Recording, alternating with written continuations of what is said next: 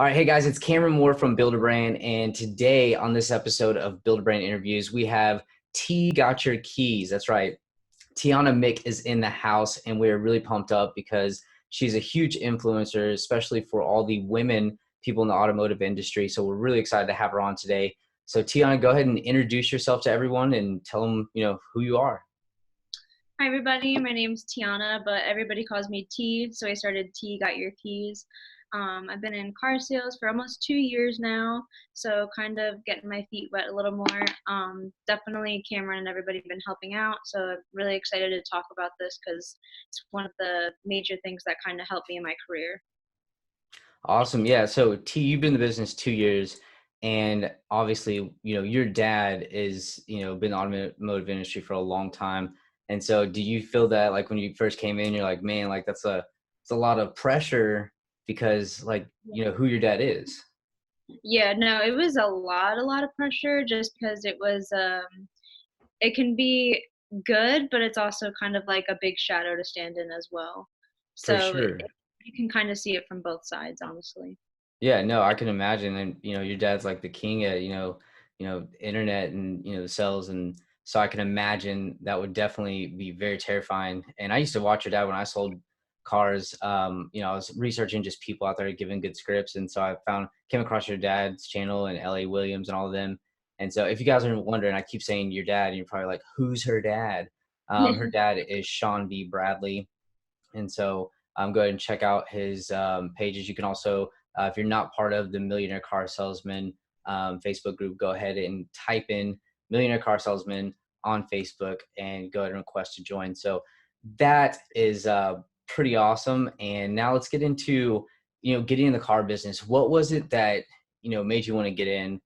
How'd you get in? Everyone has a different story. So I'm curious on why you decided to join the automotive industry. Honestly, I was kind of tired of working like, I guess, dead end jobs. It wasn't really a career job. Not that I really considered car sales as a career job, but like the more and more you start doing it, the more you realize like, hey, I can actually make money off this and I can see myself doing this long term. So I was working kind of like a fry cook. We have like a joke. They call me like I was SpongeBob kind of. I was just flipping burgers and I was kind of like, I kind of want more money. So Sean was like, hey, start selling cars. And obviously everybody was like, no, just join his company. And I was kind of, rebellious. And I was like, no, I want to do my own thing. Right. So I started selling cars and I actually started really liking it. And I was kind of glad that I fell into it. So it was completely by accident. Okay, so I want to go back now. You were flipping burgers, like Yeah. Like I got a lot of respect for you because I mean I've been in the food industry. I was a waiter for years, a bartender. I bussed tables. I did whatever it took, and so a lot of people don't understand like to do something like that. Like first off, it's hard, but the amount of hours you put in. Like I remember I used to work doubles all the time, and I was like so bad, but I needed money to pay my bills.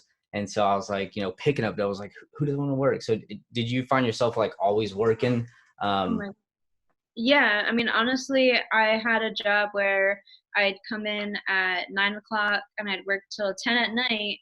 And then I'd clock out at 10 and clock back in at 10:30 to be a bodyguard, like a bouncer, a club bouncer, which I'm What? only 5 foot and 120 pounds, but I was a club bouncer until everybody went home at 3 a.m. and then I'd do everything all over again. So it was, Hold up. T, you were a club bouncer? I was throwing people out and everything. No way. That's Yes. awesome. Like I honestly did not picture you to say club bouncer, but No. how cool is that? Now, do you have like I guess fighting, skills? Like tell us about that. Um, I mean, a little bit. I grew up in the inner city, so you kind of gotta have at least some tough skin. If you can't dish it out, then you gotta take it. So, Right. So everyone but heard that. Watch out for T. She's got quick hands. She's coming at you. That's yeah, awesome. yeah, no, it was a. Now that I work in the auto industry and people complain about the hours, I go back and I'm like, well, I'm not working from 9 to 10 and 10:30 to 3 a.m. So it's better. Yeah, for sure. It's definitely better. And then the more you start obviously building your business and everything, obviously the more likely you are to create your own schedule because you're selling enough where you can do that. So I know you're definitely going to get there. And, I've had the chance to share the stage with Tianna. And I remember when we, were there, you and I were like, I mean, what are we going to do? Like, we're going to talk. Yeah. But I thought we played off pretty well together. On stage, because it's kind of weird when you share a stage with someone. I've never shared a stage with anyone, and I'm sure you haven't either. But I mean, the first time we met, even though we've done the videos back and forth, I just felt like we were friends. We're just, I don't know, kind of very similar. So it was really cool to be able to share a stage with you. Now, one thing, and I don't know if I told you this. Actually, no, you're part. It was a group session at the Internet Source 20 group in Houston. That girl, that was there, she said that you're a huge influencer to her. Now, hearing that from someone only being in the business 2 years, some people would be like, well, how is she an influencer? Well, Mhm. first off, she is. So if you don't think she is, go look at her work, because it speaks for itself. So how did that make you feel hearing that from someone? And do you think that helped, propel you to want to try, like, go to your next level? No, definitely. It's kind of like I was just honestly posting things, trying to get more traffic. Obviously, I wanted other salespeople to see what I was doing to help them out as well, but I didn't realize it was, all of that, that I was really, people were watching me and watching every post, and it kind of made me feel like it was a post it was like postful, purposeful. You know what I mean? It was Yeah. posting with a purpose. It wasn't just like, oh, I'm eating a cheesesteak right now and just sending it and nobody cares. It was like every time I made a post, I felt like everybody was watching it, even though it maybe they weren't, but it made me want to do better, be better, and achieve more at the end of the day. So it really pushed me, definitely. Yeah, no, and that's something very powerful that you said. Every time you posted, you thought about, what does this do to, the people that are looking at it? Do they take that content? Does it bring value to them? But also, does it kind of hurt you in a way? Because sometimes it could. Like, if you posted something and you weren't really thinking about it, you could probably turn off the wrong person that now is like, well, I don't want to work with you, right? Because everyone these days, you could do anything and it could have a negative consequence. So I like the fact that you said that. So if you guys are listening, you know what basically I'm gonna break down Tianna just said. She basically just said, watch what you post before you post it, because everyone's watching. Even if you don't think they are, they are, and everything that's on the internet is true. No, I'm just kidding, it's not. Everything that's on the internet can literally, I mean, there's data footprints everywhere. So someone may have taken a screenshot or something. So really think about that, because that could make or break your career. Now, going Mhm. into posting, because you just said, you're posting, like, I remember when you first started, see every post every now and then you started to pick up on the post that you were doing. Of course, content is key, and I like that you're not posting just to post. You have a purpose for it. Now, what do you find that works best for you when you are posting? Like, what is it? A certain type of post with maybe a customer, or is it talking about the vehicle? Is it, you kill it on doing walkarounds or feature videos? So what is it that works best for you? Honestly, I feel like more I did take kind of professional like videos, and I was kind of surprised that on YouTube they were doing like amazingly, like really good. But on Facebook, they weren't doing as good as the videos that I would literally just take on my phone. Like I feel like the phone videos just going like this, or like not even editing them with a graphics team. I felt like those did better on Facebook, um, which was kind of weird to me because I was like, it's professional, it's all this money. Why wouldn't it be, better? But I feel like people just like the more genuine side. So, especially those at car dealerships, they feel like, well, I don't have an expensive camera and I don't have a microphone. Well, most of my better videos were done on my iPhone without edited. I'm so So, glad you said that, because so many people, like, if we get them first set up or whatever the case may be, they'll be like, well, I'm hiring a photographer to take my photos for my website, or I'm hiring a videographer to do my video. And I'm just like, if you have the resources, by all means do it. That's great. But why? I mean, because like you just said, your content actually did better, was just from you just being real on your phone, like in the moment. And it was really transparent, probably. So someone could get taken off when they see all this flashy stuff. Like, and I love making videos. I love cool intros. Like, totally, that's my thing. So, but some people get taken off. They're like, oh, here we go, something else, right? So I think that's pretty powerful you said that, because a lot of people on here, they may be listening and saying, oh, well, I need a graphics team. Like, I mean, T, you have some resources, right? And I so do. that's great. And, you guys, anyone could go out there and pay for resources, but, you're still putting out content and telling people like, hey, if you don't have that, you could still do just as good, but it's about actually doing it. And that gets to my second thing, videos. I remember when we first were like, I was like, hey, T, I need your about me video. Like, let's try to get that going. And then you're like, all right. And I'm sure your dad was pressuring you. You have a bunch of people around you that do this daily, and it's almost foreign to you at first. And then your first video you sent me, like I was showing everyone in the office. I was like, yo, T is like a natural. Like your first video was solid. So what was it like doing that first video? How did you feel? Because some people on here are watching, like literally don't do videos. I hear it all the time. Like I hate videos. I'm like, okay, well, I mean, that's fine. But so what would you tell that person if they're struggling with that, and like talk about your experience and like what you felt, Mhm. and how'd you overcome if you were like, I'm not going to do this. What did you do? Honestly, I kind of had to just pretend that I was maybe like on Disney Channel and this is my audition. And if I wanted to be the best at car sales and I wanted to, um, achieve all that I can, I have to fake it till I make it. So honestly, my first video, I look back and laugh because I actually took 170 takes before I sent you the No one I way. decided.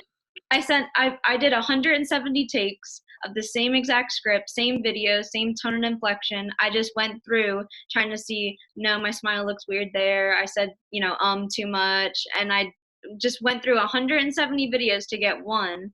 So So that's you how hold up. nervous You I use was. you use those 170 videos almost like game film. Right. Critique yourself, and it took you 170 videos before you're basically sending me that one. Now, hey, if you guys are listening and you're like, oh, I made one and it's terrible, T did 170 and then sent it. Dude, that's And it powerful. wasn't So the last one. It wasn't like, oh, that's the 170th one. That no, it was probably like the 52nd one. But I just kept going because I felt like I could do better, but I was just that nervous. And then now I just take videos, and it was actually funny when we were doing the Encore GX video at Dealer Synergy. Sean was like, "Okay, let's role play right now without the camera." And I even said to him, I said, "Honestly, I do better when the camera's rolling now." ooh, Like I can't if I see the camera, then I'll be like, hi, and I'll be, who I gotta be. But if they say like, okay, go, and there's no cameras on me, now I feel awkward and weird. So it's I like a feel the total. same way. Like exactly what you said. When the camera's on, like it's something psychologically in my head. Like I just start smiling. Yeah, I'm ready. My voice is ready. But if it's off, I'm like, oh, here we go. Gotta practice. That's so cool, T. exactly. It's awesome to see how much you've grown and just the past 6 months. Because you literally have just taken off. So I'm pretty pumped up about watching the things you do. Now, getting into you kind of talk about a little bit of prospecting and some of the stuff you're putting out there. Now, you said the organic videos are kind of like what works the best. What's like? Would you give like three things people could start doing content maybe like every day or something? And it doesn't have to be like sell, sell, sell, but like what do you think would be good like educational blogs or just valuable content to the consumer. So what kind of advice would you give everyone listening right now? Honestly, I would just say like, what is one thing that a prospect does that you wish they were better informed on? So like some people say like buying versus leasing. You can do a video why you should buy versus why you should lease. You can do a video on, like I did a service block video. Hey, when you're ready to service your car, come over here. You can literally do a video about finance, technology, tires. Some people don't Right. know how to change a tire still. You can do tires. Some people don't know how to check their oil. My sister was over here driving with 5% oil life. So What? yeah, so you can show someone how, and how to check their oil and do all that, because you never know what someone, to you may be common sense, to somebody else it might be totally completely new information. So anything that you think, you know a customer would think of, where, should I put money down? Should I not put money down? How much is taxes and tags? What about interest rate? Like, any way you can inform the customer and the prospect is better for you, because then you don't have to handle that objection when it comes up. That's solid. Guys, she just literally dropped golden nuggets all day long. She gave you several different things that you guys can do. And T, that's powerful. You basically said what a lot of people say and kind of, you know, like I guess kind of go around and beat around the bush to say create content that people actually want to watch. Create the stuff that some people, want to know the difference between leasing and financing. And sometimes a lot of people are like, we'll come to the dealership and we'll explain. It's like, why? Right. They will literally find it online. And people like you're saying, hey, I know you're going to find it online. So instead of doing that whole old school mindset, why don't I just give you everything you need so that you can have it and make an informed decision? That's solid. T, look at you. Man, you're crushing it. I'm pumped up. So yeah, Right. guys, by the way, we didn't even practice. This is T's first Yeah. take. So that's good news. I see you got a lot of DVDs back there. You got movie collection, Oh huh? yeah. Oh, we have a whole blockbuster back here. Oh my gosh, Blockbuster was going out of business and you decided to buy them Yeah. out, huh? I just bought it up. That's awesome. Well, going to the last, part, which is pretty much, asking for referrals and, getting repeat business. What do you do to do that? How do you get your referrals? How do you track your referrals? Like, what's your process when doing that?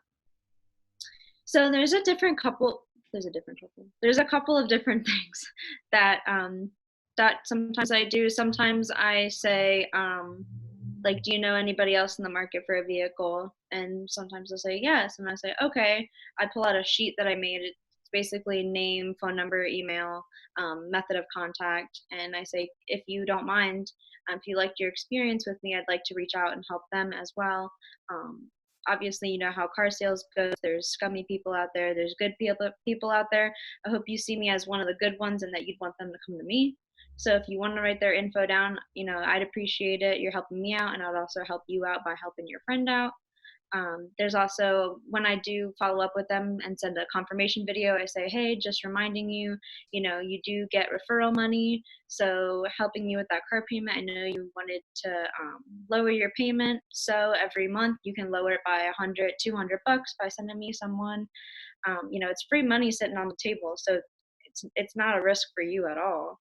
That's what I basically say. That's awesome. So, I like the way you're addressing it because you first are you're qualifying, seeing if they had a good experience, but then you kind of bring up some common concerns or objections that people may have to actually work with some car people by saying, hey, there are some, terrible car people out there, and then there are some good ones. So you kind of say, hey, look, I know this is the case, but I hope based off your experience that you enjoyed, with me, that I can then show your friends, what it's like to purchase a car and have fun. And then you also even build value and the benefits for them. A lot of people, when they're talking about referrals or just anything, it's always self-centered and it's how it can benefit me rather than building the value and how it can benefit that person that is on the other side. So that's powerful. I like that. Man, T, you've literally grown so much. It's like, you're like my little sister and all of a sudden you're just like real Mhm. tall. I'm kidding, guys. T and I are real short. We know. Right. We're Um, both huh? 4'5". Yeah, like I'm 5'5" on a good day. Like my license says 5'6". I may have fibbed, He maybe. was wearing his Heelys, and Yeah. they were Oh, those were cool pumped up shoes a back little in the bit. day. They were. Yeah. Well, hey T, I really appreciate you joining us. This has been fun, and I know we'll probably have some more videos here and there. And so I appreciate you jumping on. If you guys are looking to see what Tianna is doing, you can literally go anywhere on social media and type in hashtag #TGotYourKeys. Her website is, go ahead. TGotYourKeys.com. Boom. Right. So TGotYourKeys.com. That's where you can find all of her stuff, and then go through her blogs, look at what she's doing. And a lot of the stuff that T does, she thinks of on her own. She'll then, obviously she has resources and she says, I want to do this, and they do it. But you can use that as a good template, especially if you're a woman in the automotive industry. Some people really kind of look at the women and they're like, oh, well, they can't do this. And some may feel that way, but the reality is you can. And so it doesn't matter if you're a woman or a man, because T right here is showing up people that have been in the business years because she's putting forth the work. She's hustling and she's doing what she needs to do. So T, do you have any closing words for anyone before we go? I just want to say, fake it till you make it, because eventually you will. If you're scared behind the camera, just literally fake it and you will make it, because you have no other option. You get yourself so comfortable, especially when asking for referrals. Just fake it till you make it. I know it's so annoying and so uncomfortable at first, but literally after the 10th time you do it, it's kind of like second nature to you. So don't stop, keep going. Don't let fear overwork itself, because fear will kill more dreams than failure ever will. Ooh, man, slogan. That is awesome. That's great. Hey, well, guys, thank you so much for watching. And if you're on Amazon, Alexa, and this is your flash brief, thank you so much for listening. And so stay tuned, and we'll see you guys next week. They said I couldn't do it, but I can. Yes, I can. New requests are coming in to be my friend.